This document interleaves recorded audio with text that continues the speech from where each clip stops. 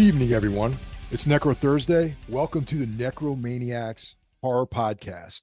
But before we get going, I want to wish happy birthday to Doyle Scandato. Yes. What's up, everybody? My cat, that will be Doyle Scandato, is 21 years old today, which is a pretty big feat in itself. Not every cat lives that long, but yeah, Doyle's been with me through every single facet of life since 2003, I guess, when George W. Bush was president, huh, Mike? Oh, geez. Wow. That's Yeah. going back. Yeah. Mhm. Post 9/11 days, early 2000s, living in Park Slope back then, Park Slope, Brooklyn, for the non-New Yorkers. And yeah, man, it's amazing. He's an old guy. He's on the couch right now, sleeping. Um, if you're a cat lover or an animal lover, you know what it's like to have an animal for a long time, and or any amount of time. It's just like they're a part of your life. And I have no children, so Doyle has literally been like my son for 21 years. That's awesome, man. Yeah. I was really happy to hear that. He turned Yeah. 21 today. Yeah, yeah. I mean, he has his health issues, but I actually take him to the vet every couple of weeks to get a B12 shot and to get his weight checked, and you know, these little health checks. I had the vet look him over just like the other week, and he's in good health for a cat his age. And every day's a gift, man. Every day with him is a gift, and I have been very fortunate to have him in my life. That's awesome. And thank you, Mike, for that. Nah, dude, of course, I'm an animal lover and a cat dad. I got three cats now. I got three cats Yes. and a dog. So, Wow. Awesome. I've adopted two additional cats and a dog. So we got a full house How here.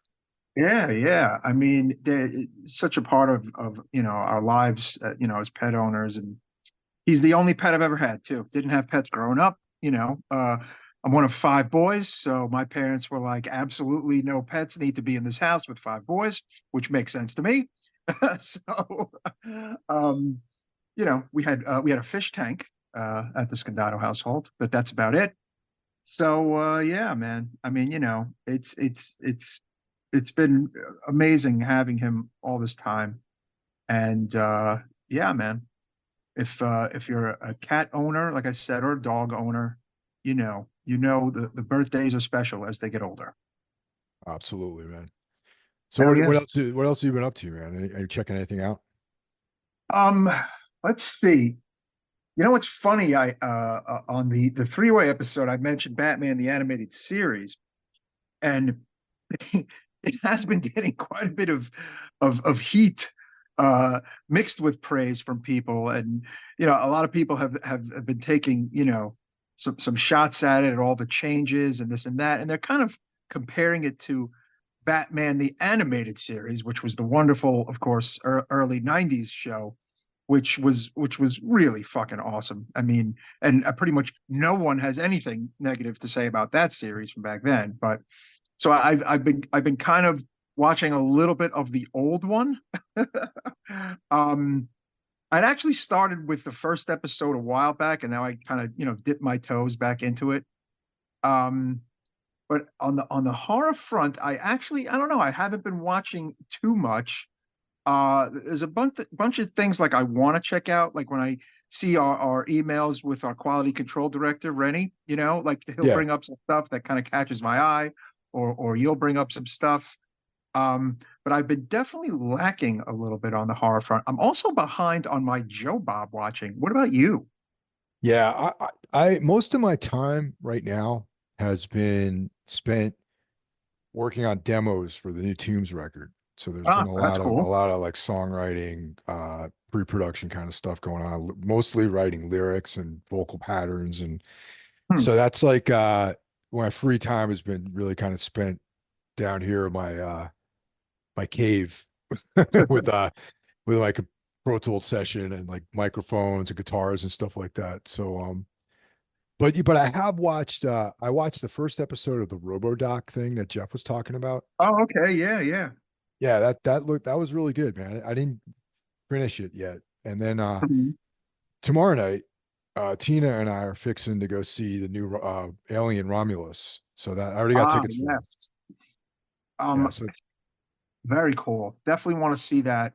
But I think this weekend, Stella and I are going to try to finally see Deadpool Wolverine. yeah. Um, you know, we kind of wanted it to die down as much as possible, to have as few people in the theater as possible for that kind of movie. Yeah. Because, I know it's done so well, and watch, by the time we see it, there'll still be a crowded theater with all the dough that it's making.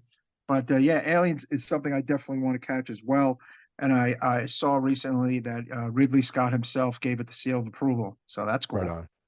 Yeah, there's a because I'm boycotting AMC. So Yes, the ongoing boycott. Yes. yeah, so there's a theater out in Cranford, New Jersey called the aptly titled the Cranford Theater, Well, which okay, there you go. yeah, it's an indie theater, so we're going there. Last Halloween they showed Halloween on the big screen, which was Hmm. awesome. So it's like that kind of place, you know what I mean? So we check that out tomorrow night. Got the 7:20 showing. Hmm. And yeah, that's pretty much all I've been doing really is just working and working on these demos and trying to finish writing the album. That's cool. So no actual target date, probably just sometime next year for that. It's going to be probably early summer 25. Cool. That's the we got to deliver it by the end of the year. So yeah. Right, right. Oh, okay. Awesome, man. Very nice. Very nice. Um, yeah, this weekend I'm gonna go to the big death metal show in Brooklyn. We have Dismember, Vomitory, Morpheus Descends, Malignancy, and Undergang at the Brooklyn Monarch. Really excited. Dismember are like one of my all-time faves, honestly, for death metal. I've always been a very big fan of theirs. Um, so excited to see them. I haven't seen them since like 2006 when they played at what was it? BB King's actually, Oh wow. which was their last New York appearance because they broke up not much after that actually. And of course, they headlined Maryland Death Fest this year, and it's kind of of significance for me because I haven't been to a show in months because of the old tinnitus. But I have a bit of a strategy for this show, and luckily the place has a big outdoor area. So I'm going with all the best intentions, and we'll see how it goes. I'll be armed with literally three different types of earplugs. So you know, I will be at the very least prepared. Yeah, there's I was planning to go to that show, but before we started rolling, I told you it's some of the last minute things I got to deal with that's probably going to prevent me from attending that on Saturday. Yeah. All good. I mean, look, I honestly, there's talk of a new Dismember record in the works, which would be wonderful. So I have a funny feeling that they will be back in New York uh, sooner rather than later. I understand they've sold a lot of tickets to this show. It's gonna be a lot of fun. I hope. I think. Yeah, Monarch's a good spot too. I like that venue. Yes, especially since they kind of revamped it a bit. They revamped the sound and they moved the stage to a different area, and it's a great spot. And then right next to it is their sister venue, the Meadows, which is also pretty cool. But yeah, the upside is both of them have an outside area, which is great. This might be blasphemy, but I don't even miss St. Vitus to be honest. Dude, I gotta be honest. I mean, yeah, it is kind of blasphemous to say that. I hear what you mean by that, but I kind of don't either. You know, things are marching on. I don't know what the status is with St. Vitus. I mean, I have no idea if they're ever coming back. I hope they come back, but I don't. It doesn't like they haven't said anything about anything, which makes me feel that things might not be in a great place. But who the hell knows, huh? Probably not in that same location, man. That's probably going to be like a shoe Yeah, store or something like that at some point, before they yeah. The can open it. neighborhood is has that neighborhood, as you know, That's my specifically, has that's changed. that's my old hood, man. Lived there Yeah, for 20 almost 20 years, man. yeah. You were there before Vitus was there. I lived there before anyone lived there, really. It was like That's right, people were dude. like, "Oh yeah, where do Damn. you live?" I'm like, "Greenpoint." They're like, "Why?" Why do you live out there? Like, well, I can park my car and it's not a problem. Yeah, man. I remember that apartment well. All the early Necros were done there. Oh yeah, that's right, man. Almost, well, almost all of them, yeah. Yeah. But who knows? Who knows? The silence to me, I don't know. It's a little too silent, I guess, but I don't know, man. I don't know the inner workings. I'm just an outsider, but I guess we will see. But if it does not come back, metal and hardcore is obviously marching on in New York as it always will, and we'll see what happens. Yeah, I mean, I also could see that place elsewhere, like in a different venue, a bigger venue, and one where the neighbors don't want them, probably gone. Yeah. No, it's, good luck to those guys. That's all I can say, really. Yeah, It's, yeah, I wish them luck and the best. totally, man, totally. Yeah, good point. It's interesting that you brought that up because a friend of mine was like, "Are they ever opening again?" And I was like, "I don't know." We'll see. We'll see. Watch. We say this, and now, like a week from now, there'll be an update of sorts. But Yeah, no, that'd be great. But I'm just saying that, like, when there's plenty of other spots still, which is, and they're awesome. So, if you're into metal and you want to go see shows, there's great options now. oh yeah, yeah. There's no shortage. And then in Brooklyn alone, and then of course in Manhattan, there's metal going on at either Irving Plaza or Gramercy, or if it's very big at Hammerstein or wherever the fuck. You know what I'm saying? Yeah, Terminal 5, yada yada. yeah, that's for the But big guns. right, the bigger guns. Exactly, exactly. Except I got Uh, to say, Brooklyn Steel, hmm. Yeah, pretty that's another one. sick, man. I Yeah, saw beautiful we've venue. seen what Cannibal Corpse twice there. Yeah, they're fucking. I mean, huge venue. I like that venue, but they don't do as much metal, obviously, as like Monarch and Meadows does. But they'll get again the bigger guns because they're a big venue. Yeah, Yeah, and there's our New York metal report, folks. there you go. So Now that that you before we get going too long, let's give a shout out to the rest of our crew here. Mhm. So, of course, Necromaniacs is part of a larger effort known as the Horsemen of the Podcasting Apocalypse, and we're at war with mediocrity. And boy, let me Yes. tell you, there's a whole lot of mediocrity out there.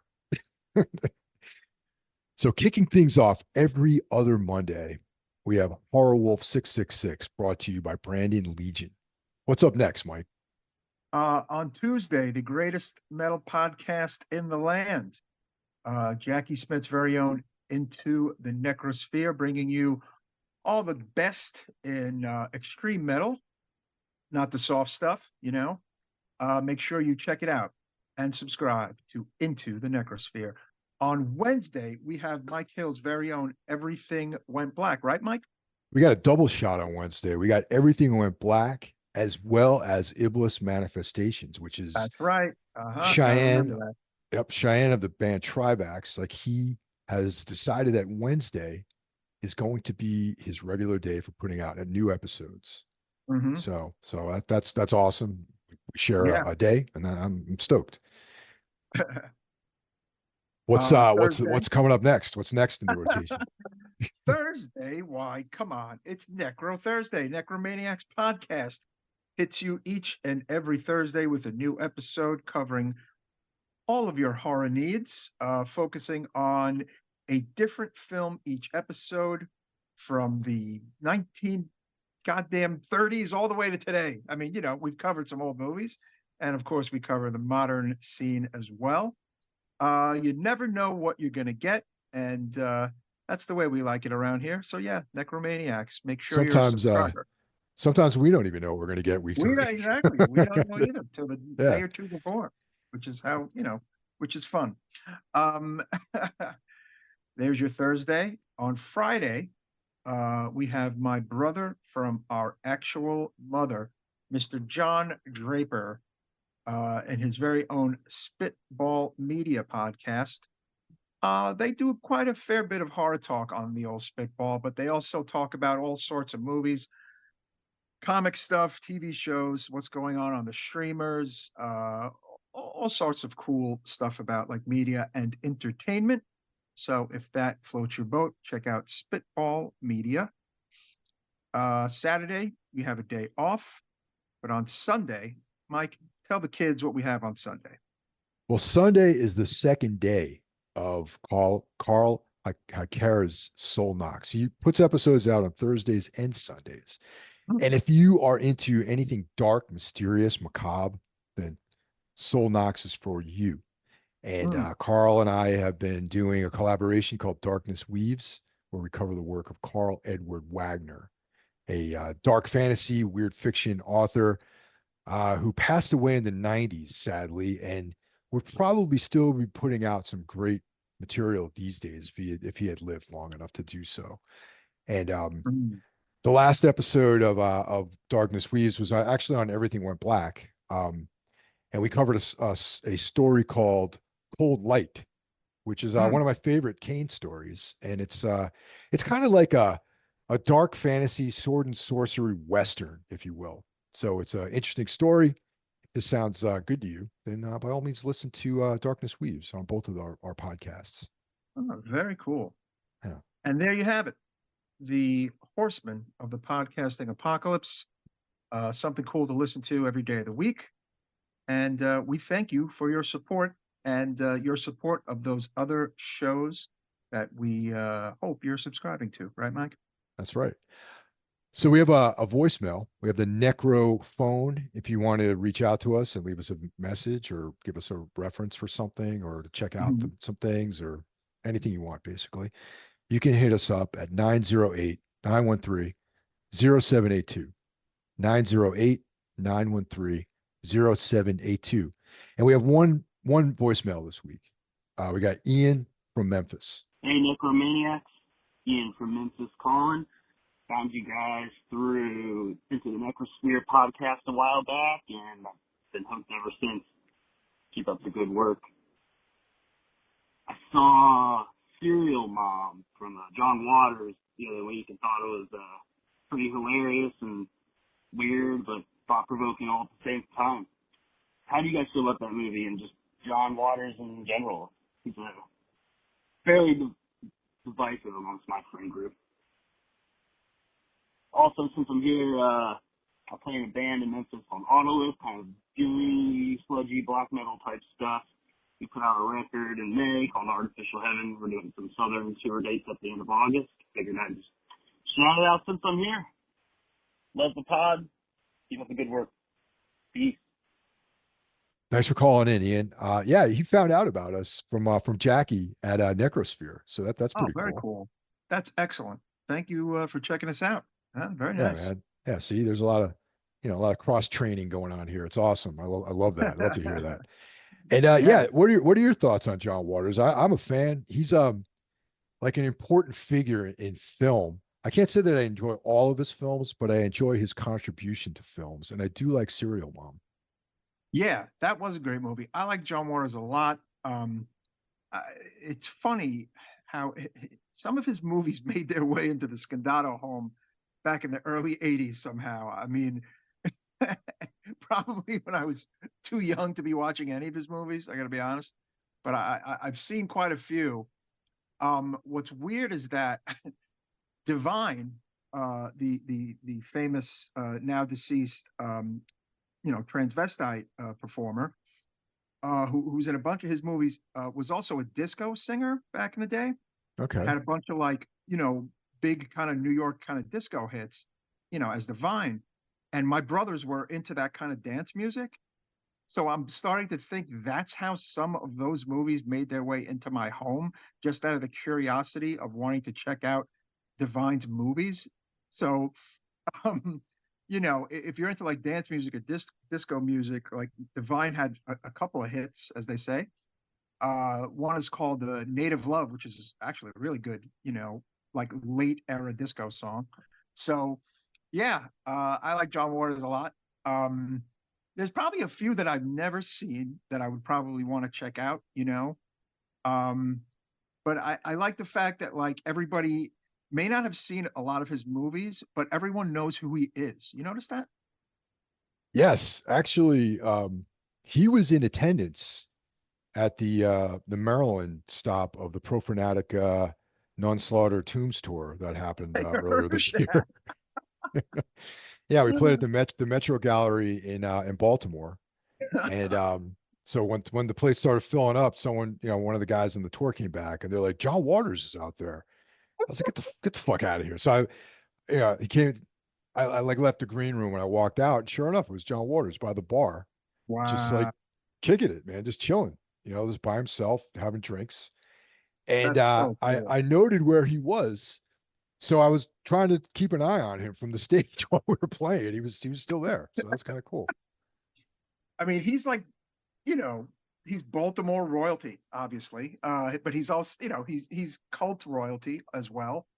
Um, another good movie, Crybaby is a cool movie. Serial Mom's a cool movie. Even Hairspray is a good movie. Yeah, A little corny, but it's got his stamp on it. Um, and yeah, he was his movies. I don't know. It's weird that I kind of found out about him when I was like a preteen somehow. Funny how that happens, right? yeah. Dude, we're fans, Ian. We're into it, man. So Yeah, and yeah. also good luck on the tour. Cheers. Hmm. Yes. So that brings us to this week's feature film, and we probably should have done this one earlier in the year, Hmm. considering how much power there was this year with respect to excellent horror films. So we're covering Immaculate, Hmm. uh, released March 12th, 2024 at South by Southwest. Uh, And then in the larger markets, it was released on March 22nd, 2024 in the US. A lean 89 minutes. So mhm. pretty tight editing on this one. Yeah, Yeah. it's it didn't overstay its welcome. I wasn't bored. Yeah. Yeah. Directed by Michael Mohan and written by Andrew Lobel. And Mhm. I don't know much about either one of those guys, to be honest. Well, it's funny. Star Sydney Sweeney, and I guess you could say current it girl to a degree, did a film with him in 2021 called The Voyeurs, which is I think it's an Amazon Prime movie. Yeah, it is an Amazon Prime movie actually.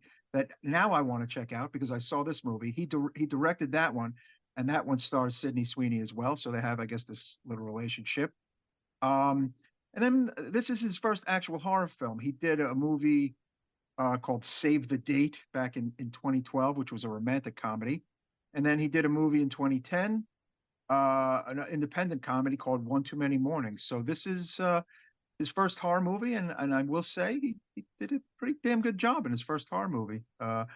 Also of note, Sydney Sweeney is not only the star, she also is one of the producers on this film, which is kind of cool. Oh, And yeah, as that's you it. said, it came out March 12th, March 22nd, worldwide, 2024, and had a budget of 9 million and made 28.4 million. So it was a success, huh? Yeah, definitely. This year is a hot year for horror for sure. Oh, totally, totally. I mean, and Sydney Sweeney, is going to put some butts in the seats. Honestly, she's extremely popular. I mean, you know, she's really on quite a roll with her career. Honestly, I think the first thing I saw her in was the HBO show. What do you call it? That I'm a big fan of, Euphoria, where she plays Cassie Howard. Um, and then, of course, she went on to do the next HBO vehicle. She did The White Lotus, Oh season one yeah. of that, which was great. And then it's just been like boom, like she's extremely popular. She's very attractive young woman. How old is she? Let's see. She's like 26, I believe, 27, Oh, okay. young. Young lady. Um, yeah, she's kind of like, I don't know. I was kind of thinking about this, right? You know how like you had like these women who were kind of everywhere, and they were not only loved by all the men, but they were kind of like the girls liked them too. Like, like you had Pam Anderson in the Yeah. 90s. I'm almost thinking she's to a slight degree the modern. Pam Anderson, but a better actress. Like, you know what Oh, I'm saying? Like so she's more. popular with men and women. Yes, Okay. yes, but I mean, she's extremely popular with men. You know, Well, let's yeah. not dance around it. Um, but women like her a lot. Uh, I mean, when I say that she's like the modern Pam Anderson, I'm actually saying that in a very loving, positive way because I'm a huge Pam Anderson fan. Um, but she has good acting chops. I mean, not to slight Pam Anderson at all, but nobody was, critiquing her acting in the 90s, Pam Anderson. Yeah. Um, I just think that like Sydney Sweeney has like this like power in Hollywood and it's cool that she chose this kind of Euro-esque horror movie to do. Yeah, definitely. I mean, yeah. I mean, when we get into the actual talk about the film, I have a lot of feelings about this movie, but Yeah. yeah, for sure. Let's just run the cast real quick since we already mentioned Sydney Sweeney as Sister Cecilia, the main character in this. We have Alvaro Morte as Father Sal Tedeschi. Hmm. Sal Tedeschi. Yes. Yeah. Benedetta Porcaroli as Sister Gwen, Hmm. Dora Romano as Mother Superior, and Giorgio Colangeli as Hmm. Cardinal Marola. And those are kind of like the main characters, unless I miss somebody. Yeah, and another Italian, Dora Romano, plays Mother Superior, who has, decent role in the film, obviously. Um, Nice to see Italians playing Italians, Mike Hill. What do you think about that? I wholeheartedly agree, man. Being Uh-huh. Yes. being an Italian American myself, Uh-huh. I appreciate that. And now the all right, the elephant in the room here Mhm. is that these two films can't like we have, the First Omen and this movie. Yes. Okay. All right. Same Now, month, same year. Yep. yeah, almost exactly the same plot, Yes. both leaning heavily on a Euro sort of vibe to the Yeah. film. Yeah. Yeah. Yeah. So that had to have been by design. This one came out slightly before the First Omen. Here's the thing though. I think it's accidental. Like, I mean, look, uh First Omen comes out April 5th, 2024, and this comes out March 22nd, 2024. I don't know. I mean, I don't know how it works in Hollywood, and I don't know like if everyone knows what everyone else is doing, so to speak, right? I mean, some people do to a degree. Maybe in the horror world, there had to be some people going, man, we got these two movies coming out, and boy, are they similar, but you know what? It is what it is. The thing is, one is attached to a very established property, which would be the Omen franchise, right? Right. And the other is, another kind of uh, nunsploitation film. In a way, both this and First Omen are kind of modern nunsploitation films, uh, uh, which were prominent in Italy in the 70s, Italy and Europe. um, but the other thing they have in common is like they're both about female bodily autonomy, okay? Yeah. And the control of women's bodies. So I Yes. think that's interesting in itself. And that literally may have been purely coincidental, but I don't know. It is interesting, right? It's just so wild how they came out at the same time. And I bet they might have been made perhaps unaware of each other, but I mean, who knows, right?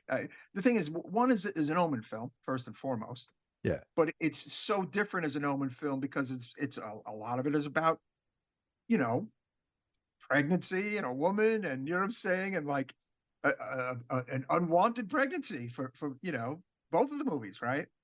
So it's culturally very interesting. Yeah. I agree with that. And just the First Omen definitely like sort of style wise deviated greatly from the original movies in the franchise. I Yeah, mean, yeah. the Oh yeah. First Omen was like you and I just when we discussed it in the episode, it was like it's very much like very heavily European in Mhm. nature, in the influence of European filmmaking and specifically like like Dario Argento and that sort of vibe is front and center in that movie, as well as Immaculate too. Immaculate has a very Euro vibe to it. It really does. They both do. And I mean, I guess maybe one day we'll figure out how the hell this happened because it is so wild that like they came out at the same time and they have extremely similar plots. And the really interesting thing of note in Immaculate in regards to Italian films is that there's even a music cue in this, which comes from a Giallo film, The Red Queen Kills Seven Times, So which I was didn't a pick up very on nice that. surprise. Yeah. Yes, I love that soundtrack. Um, so somebody, the director or whoever, had to know about that movie and about that music. You know what I'm saying? It's very recognizable if you're a Giallo nerd or a European horror nerd. That music from Bruno Nicolai. It's this really fucking beautiful piece. For the listeners, it's the scene where it's kind of like in the middle where they're kind of showing Sydney Sweeney kind of like she's like doing chores and stuff, and they're doing laundry and they're killing a chicken, and it's the music from the excellent Red Queen Kills Seven Times, which is a movie we should cover, by the way, directed by Emilio Miraglia. Um, and oddly enough, a couple of years ago, the movie *Malignant* Yeah. kind of took some cues from this movie as well, actually. Hmm. So uh, you know, people are, I think, maybe starting to do their homework and pay attention to some of the Italian stuff. It took kind of the look of the killer quite a bit from Red Queen Kills Seven Times, in my opinion. That *Malignant* movie. And Danny Filth too. It's like Danny Filth meets Oh but yeah. this year though, and I'm probably going to revisit this at the end of the year when we go through all of our top films, but I feel like this year is really in American films seeing a very profound impact in general. Hmm. There's three films that come to mind that reference Giallo specifically and Italian films in general. And when you Hmm. see Maxine, you'll know what I'm talking about for sure. Okay, yeah, I'm definitely going to see that very soon. We were texting about it. It's still like $20, and I didn't want to plug Yeah, down the $20 right now, but it'll go down probably literally in like another week or so. sure. That price, and then I think is Shutter getting it? Somebody's getting it, right? Yeah, one of the Shutter or one of the other platforms like that is going to get it, I believe. Oh yeah. You know, well, it's an A24 film, and I'm not sure who has the A24 stuff on lock.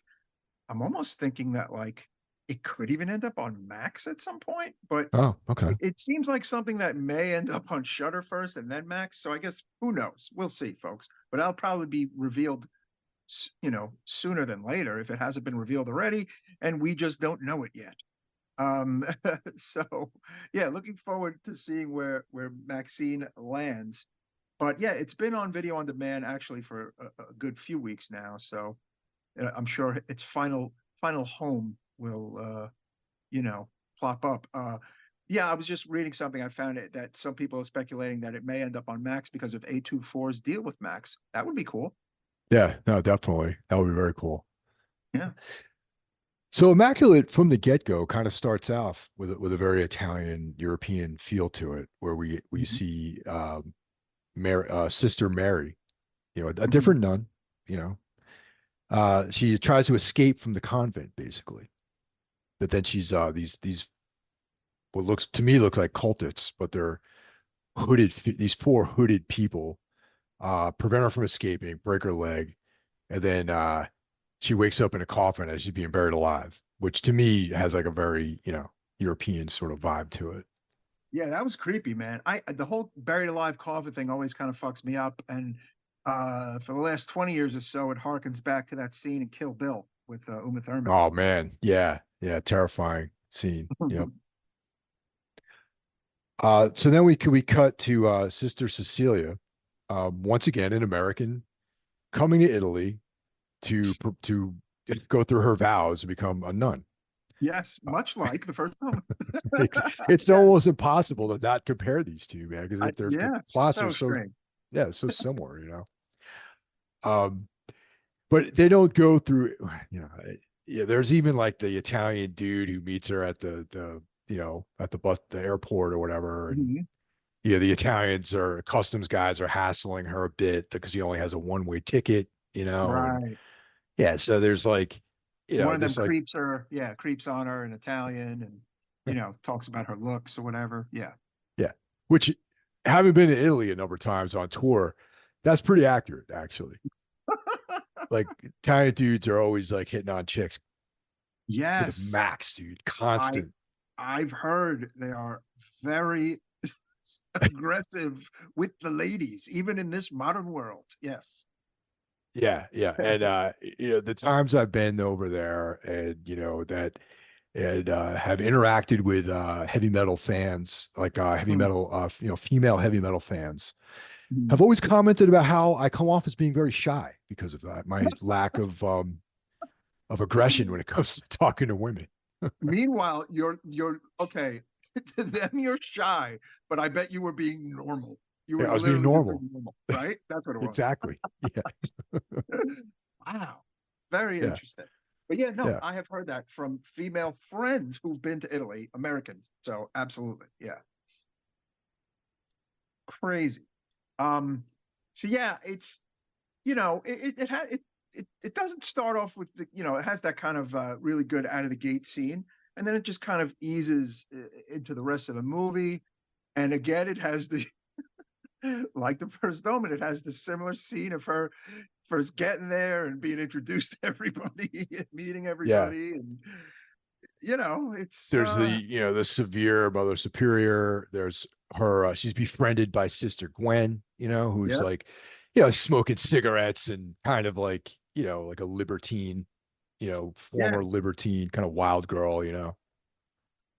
What differs is, look, First Omen is set in the very beginning of the 70s, and it has those scenes of them going out to the, dancing in clubs and doing non-nun stuff, right? Yeah, There's none of that in this film. It's all strictly nun stuff. And Sydney Sweeney's character, Sister Cecilia, is taking her whole, thing very seriously. Would you agree? absolutely. And they get into the story. Now this is kind of in a way where I actually think this concept is better in Immaculate. Hmm. Like Then First Omen. than First Omen because all Mhm. right, so they're in a different type of convent. This convent is for hospice of older nuns who are like Yes, aging nuns. Mhm. aging. They're aging, so they're all like entering the final phases of their life. Mhm. So there's a different vibe at the convent. It's there are there's not a lot of like young women running around and that sort of thing. The concept of what they're trying to do is they produce these like spikes, these Mhm. nails, which were the actual nails that went into Jesus Christ's Yes. Yeah. hands. Okay. Mhm. So this I found to be pretty cool. Like the whole concept is that um they're using DNA from the spikes from the Mhm. nails to basically bring the second coming of Christ into our world. Yes. Now, Allegedly. here's Allegedly. the weird thing about that, though. Here's the fantastical horror movie uh, suspension of disbelief thing about that. Number Yeah. one, if these were the nails that were actual at the actual crucifixion, they would not be at a random, convent. No, They would they be would at the not. Vatican. It would They be at would the be Vatican, under. exactly. They would literally be either on display or they would be hidden from the world. Honestly. So there's that.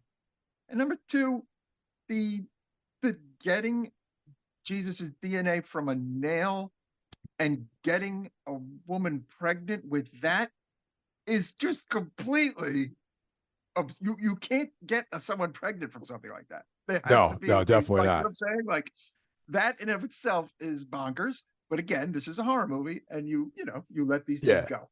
So it's a cool idea, but it's a bonkers idea.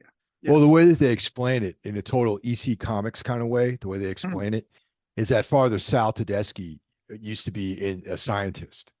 Mm-hmm. Yes. And so, before he became a priest, he studied science and he was into this stuff. And that's his background in science is Hmm. why they were able to use this DNA to impregnate this virginal nun.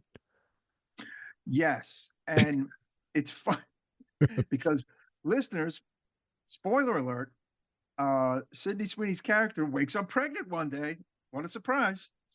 And she is a virgin. They ask her over and over again if she's had sex, and she's like, no. And they're like, yes, you have, and all that. And of course, it is determined that she has not had sex, but surprise, surprise, she is now pregnant. Hence the title of the film, Immaculate, the Immaculate Conception, right? Yeah. The Right. funny, well, it's not funny, but the scene where she's being grilled by those three dudes, like the Mhm. two priests and the priest and the cardinal, and that I'm going to call him a civilian because he just has a suit on, and they're like, remind us of your vows, have you broken any of your vows, and they're like, I'm like, mind your own business, man. They're like, have you had, are you chaste or whatever? I'm like, mind your business, dude, but then it's just like, she's like, yeah, I haven't been with a man or a woman by that chance. Yes.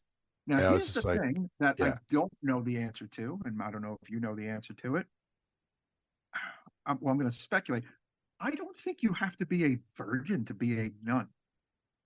I think you just, once you become the nun, you stop having sex. Obviously, you stop having sex. But yeah. I don't think in order to be a nun, you have to have never had sex. Don't you think That's so? an excellent point that you bring up because I know that back in the day, Hmm. and I know this from the Devils, the Ken Russell movie. Yeah.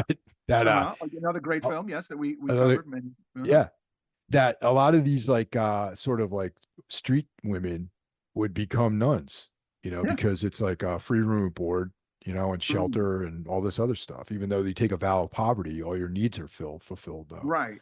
And there is a vow of chastity to be a nun, but I don't think it has, you don't need to be a virgin to have been one. As a matter of fact, I would gather that they definitely like are not virgins because I mean there are women today becoming nuns and they're not necessarily 20-year-olds. They it could be of any age. But interesting take that we'll have to do that research. I don't know the answer. We're gonna have to check into that. Yeah. We should have our research team get an answer for Yeah, that. yes, the Necromaniacs research team. But Yeah. for this movie, though, they were more concerned about her being a virgin, and with the pregnancy. Obviously, that if she said that she wasn't a virgin, I mean, in a way, it's still an immaculate conception because she certainly wasn't pregnant before she got there. So yeah, Yeah. either Um, way, it's immaculate conception, right? so we also discover that Tedeschi, Sal Tedeschi, Father Sal, has been Mhm. at this sort of, trying to do this thing, to have the Messiah come by this DNA manipulation. Mhm. However, all of his attempts were failures. So, Mhm. that's why this one's important. And they kind of get into like why she is the chosen one because of her calling. Like apparently Mhm. when she was very young, she fell through the ice and it was like the voice of God which guided her to safety. So she has felt a close connection Right. with Jesus Christ and God. And Yes. Yeah.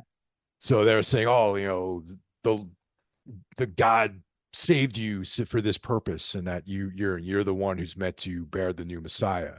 So it was very interesting, I thought.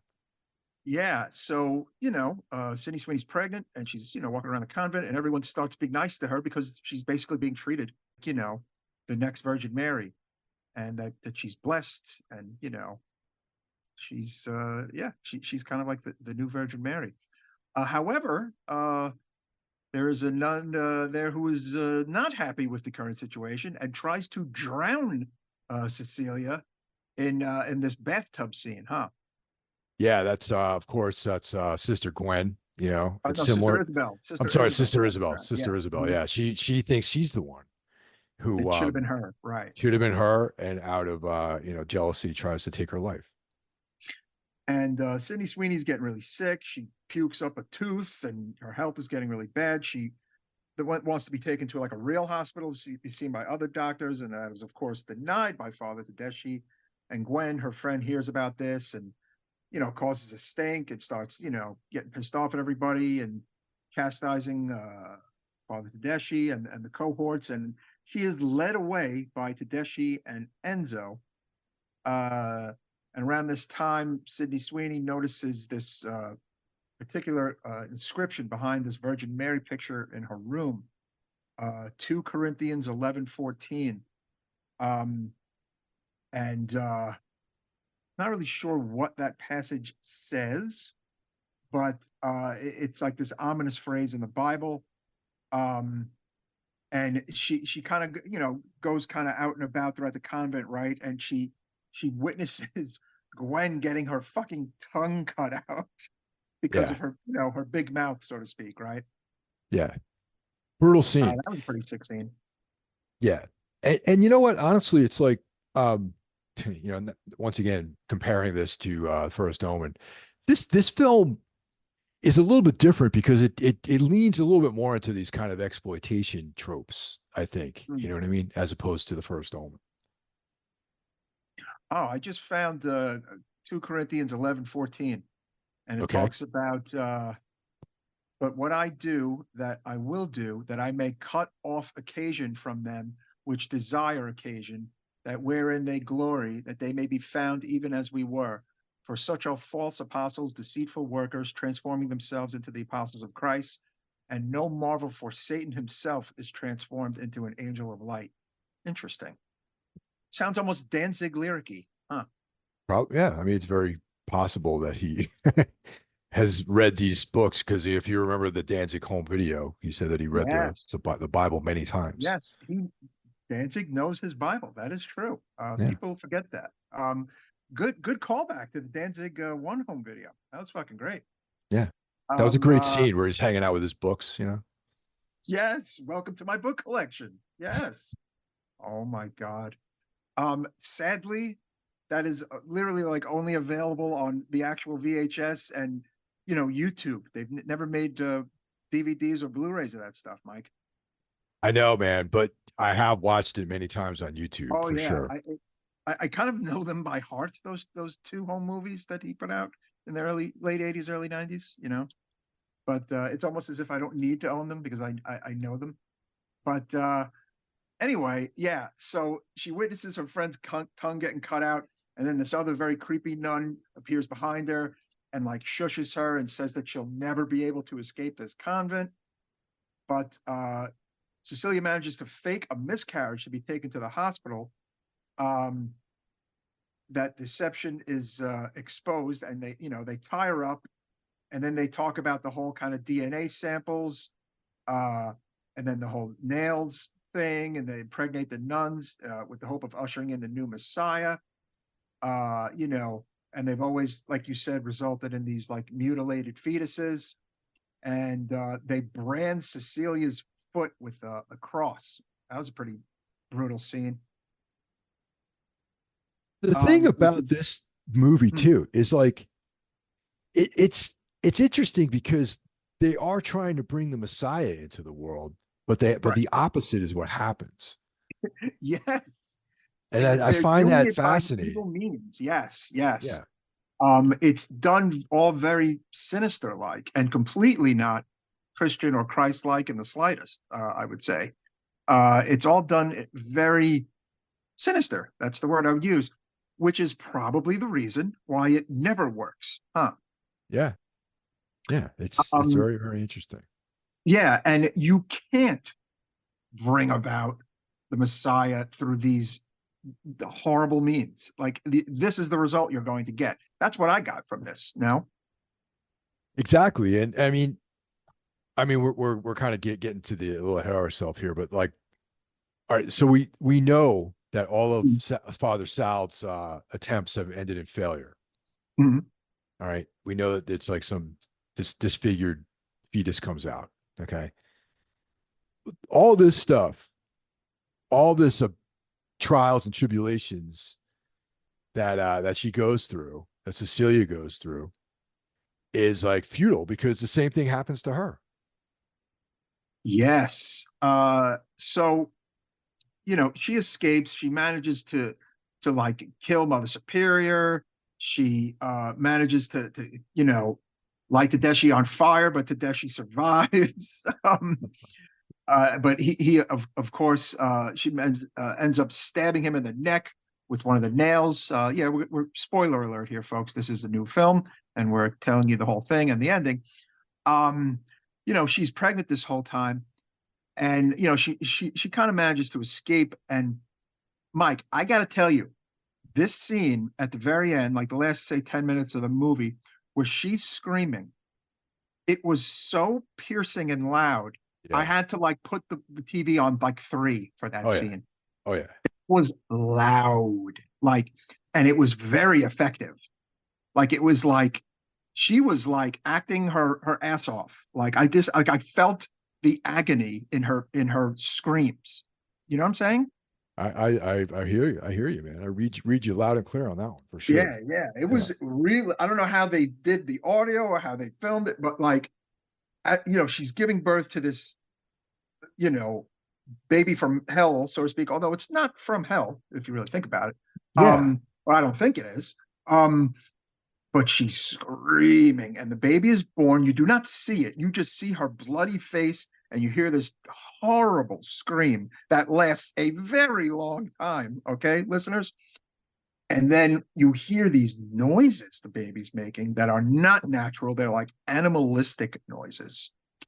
And then she picks up a tremendous rock, and it goes to black, and you hear the crush. Very effective ending. There's been a Yeah. lot of speculation about the ending on the internets, and I mean, honestly, I feel like I don't think it was the devil, but I think it was another mutilated baby, but perhaps Yeah. more horrific than the other babies for whatever reason. But the animalistic noises are interesting. That's why some people are speculating that she somehow gave birth to the devil, but there was no, I don't know, there was nothing intonating the devil, right? You see, this is interesting because the first time I saw this movie, right, my assumption was that it was like some demon or it was the Mhm. antichrist because it was so similar to the exorcist. Or I'm sorry, not the exorcist. I'm sorry. I made the same mistake last time. Yeah, It yeah. was so Oh, similar to the Omen. right. But there was nothing in this film that, upon second viewing, that indicates there's anything anti-Christian about it. Like there's no antichrist uh Right. speculations at all. That it's just There's another evil. deformed Look, kid. there's evil deeds, and they're not great people. Like they're No, dark, right? It's darkness, but it's not satanic. no. So that's why I'm thinking it's not the devil, but another really fucked up baby. Um, Yeah. but it makes for an interesting ending because a lot of people were just like, not like I saw this whole YouTube thread on one of those YouTube summations, and I was just like, no, I don't really see that it's you know satanic at all. As a matter of No. fact, the movie,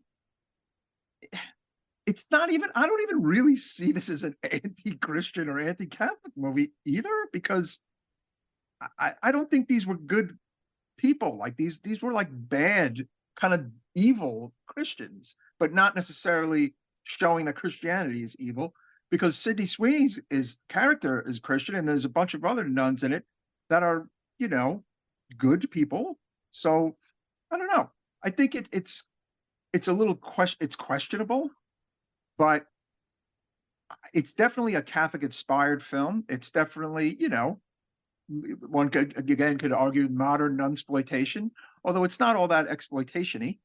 No. Um, Well, some of the I what think some of the like the ending and hmm, the there was like and I don't mean like in a bad way. I mean exploitation and like that style of filmmaking, you know what I mean? Like there's like scenes that are like, the tongue out and the ending, and it's just like it leans a little bit more into that realm than say the hmm, first Omen did. You know what I mean? right. So, interesting production note. In October 2022, it was announced that Sweeney had joined the cast of this film with Mohan directing. and Sweeney serving as producer under her 50/50 Films banner. Director Mohan stated that the script originally featured a cast of high school girls and not nuns, but this was later changed to better suit Sweeney and audience expectations. And of course, Mohan stated that many of the film scenes were inspired by his Catholic upbringing. Um, and yeah, even on Wikipedia, it talks about how the some of the locations were actually used in certain horror Italian films. Hatchet for a Honeymoon, Bay of Blood, Blood for Dracula, and Burial Ground. Uh, some of this movie's locations had some of those locations, which is actually really cool. Um, and yeah, I think look, it's also quite different from First Omen, but it's like a cousin film. You know what I'm saying? It's like a sister film, obviously. But I think while they have similar themes, uh, very different endings, and overall like different things are being said. Um, I don't know. As far as like, what do you think is a better film, Mike? Yeah, I was hoping you wouldn't ask me this question, but Yes. but all right. One thing I'm going to say is if film had come out in a different year, Mhm. right? I think I'd like it a little bit more than I do. Okay. And Okay. that's not to say I don't like it. I'm just saying Hmm. that this would be like probably one of my favorite films of the year. Hmm. Okay. Um, However, with that said, I think that The First Omen is a better film. I like it Okay. more. Okay. There's a little bit more clarity on what the hell's going on as far as like the antichrist and the satanic stuff, Hmm. Like at the end of the day, I don't know what their intention was because there's nothing really satanic inherently about this deformed animalistic baby. No, I almost feel like it's a social film, but that's wrapped in religion, and it's a literally it's a horror movie that is about women controlling their bodies in a way, and Sure. that's Yeah. okay. Why not? Okay, Yeah. nothing wrong with that. But it has the it has the nun thing going with you know, and it'd be funny if yet another nun movie comes out with a similar plot. Then there's Yeah. definitely something in the water. Um, but again, like the First Omen, there are definite Italian vibes and moments, which are great. And it's nice to see that in a mainstream film with a mainstream star in it. I think that's really fucking cool. Yeah. Uh, but yeah, I think First Omen is a little better, and maybe it's just because of my prejudice of that whole series of films. And I really just got a kick out of how it just leads you right up to the Omen. Yeah. Kind of Yeah. like how Rogue One leads you right up to Star Wars 4. I thought that was really cool. Um, so, but with that said, I actually still I give this a 4. Actually, I Yeah. thought Yeah. I was originally 3.5, and I'm like, that's kind of low. It's a solid horror movie, and Sydney Sweeney is fucking great in it. So I landed on 4 for this movie, Mike. Yes. Hmm. I thought Sydney Sweeney was awesome in this, but I gotta say, Nell Tiger Free, Hmm. sister Margaret, Mhm. her counterpart in the First Omen was a little better as far as Yeah, straight up acting goes. She did an outstanding job in that film, and mm. and I like the part where they're talking about Barbara Streisand, and I don't know that when she's like gorgeous, like she does this like Brooklyn accent. I'm like, oh yeah, all right, cool. Yeah, like I mean, look, I thought that was a great lead up to what I imagine is going to be a new Omen One. I mean, have you heard if there's going to be a new like Omen One? Maybe, you know. I think it did well, First Omen. Uh, but yeah, that was one you and Jeff did. Yeah. All right. So my score on this is I'm going to give it a 4 out of 5. Yeah, Yeah, because it's a like good I movie. said, like initially I kind of went through the same process you went through, I think, with this whole thing, where I'm like, you know what? I liked the First Omen better. Um, But that shouldn't like that film should not affect my enjoyment of this movie in No, a more no. like empirical way. You know what I mean? And Yeah. and that's why I said if this had come out last year or next year or whatever, I would have been like, oh yeah, 4 out of 5. This is like my top 6 films. So yeah, I give it a solid 4 out of 5. Awesome. Yeah. I'd like to see Sydney Sweeney in another horror movie. I'm sure that may happen based on the success of this one. And I was not aware that she had her own production company. That's pretty damn cool. 50/50 Films. Oh. She has a tremendous future ahead of her. So she could probably do whatever the hell she wants. Yeah, this was a fun watch. And of course, continuing on our trend of new horror, right, Mike? Yeah, just this year, there's just a ton of stuff coming out that we need to cover, man. It's just like we would be remiss in our duties here if we ignored some of these movies. And there's still a lot more coming, man. Right to the very Yeah, end. yeah. We got I a mean, lot of a full schedule, man. And it's funny, our Creature from the Black Lagoon episode that people liked. It seems piece of news there. It seems that James Wan is going to be doing the new one. Huh? Yeah, I mean that could be Yep. cool. I mean, I'm not a huge fan of his, but that might be the right film for him to do. Oh yeah. I mean, look, he's hit or miss, but all his films make money, Mike. Yeah. Like he he doesn't really have many bombs. Like they're all like people go see his movies in the theater, and that's important. Especially these days, right? No, I agree. I mean, I back it. It's good. I'm not trying to like, be like a stiffly Stifferson about this whole thing, but it's like, Right. but it's, but no, I'm happy about it. I'm going to go see it. And Creature, one of my yeah, favorites.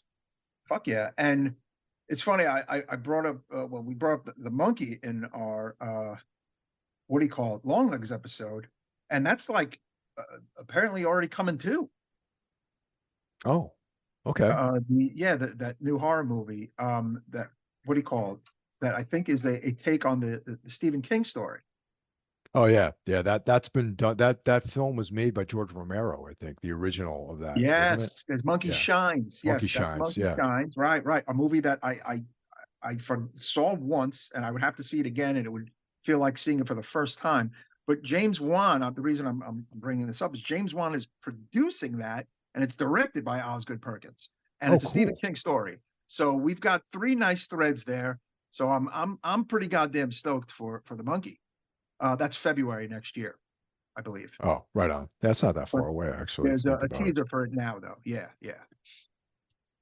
So yeah, Osgood is, wasting no time, as is James Wan. These are busy dudes. Well, I'm glad to see that. And I'm looking forward to both of those things. Fuck yeah. Yeah. All right, listeners, that was our Immaculate episode. We hope you enjoyed it. We kind of ran through the whole movie. It's not that long a movie, huh? No, it's under 90 minutes by 1 minute. Yeah. So yeah, But in an era where people are making 2.5 hour films, this seemed like a short film. totally, man. All righty. So be well, stay well, and we will see you all next time, right, Mike? That's right. Talk to you guys soon. Take care now. Take care. Leave the church behind. Leave the church behind.